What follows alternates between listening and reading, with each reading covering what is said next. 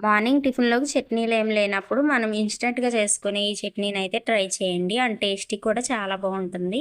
ఇంకా అమ్మ వాళ్ళ ఇంటికాడ ఉన్నప్పుడు ఇంకా చట్నీస్ ఏం లేనప్పుడు ఇన్‌స్టంట్‌గా మా నాన్న అయితే ఈ చట్నీ చేసేవారు. ఇదెలా అంటే మనం ఆవకాయ పచ్చడి ఉంటుంది కదా! ఆ ఆవకాయ పచ్చడి ఒక బౌల్‌లోకి తీసుకొని దాంట్లోనే పెరుగు కూడా వేసుకోవాలి. పెరుగు కూడా వేసుకొని కలుపుకొని అయితే కొంచెమే వేసుకోవాలి. ఎందుకంటే ఆల్రెడీ ఆవకాయ పచ్చడిలో కొంచెం సాల్ట్ ఉంటుంది కాబట్టి, మనం పెరుగు యాడ్ చేసాం కాబట్టి, ఆ పెరుగుకి సరిపడా కొంచెం సాల్ట్ అయితే యాడ్ చేసుకొని బాగా కలుపుకోవాలి.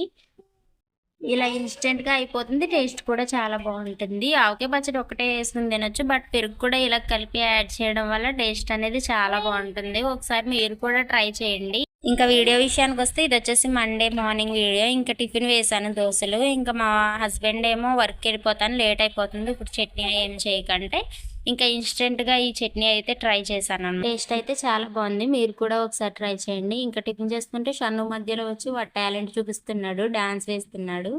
సో, వీడియో ఇంతవరకు చూసారు. వీడియో నచ్చితే లైక్, షేర్ అండ్ సబ్స్క్రైబ్ చేసి సపోర్ట్ చేయొచ్చుగా ఉంటాను. నెక్స్ట్ వీడియోలో కలుద్దామా? బాయ్.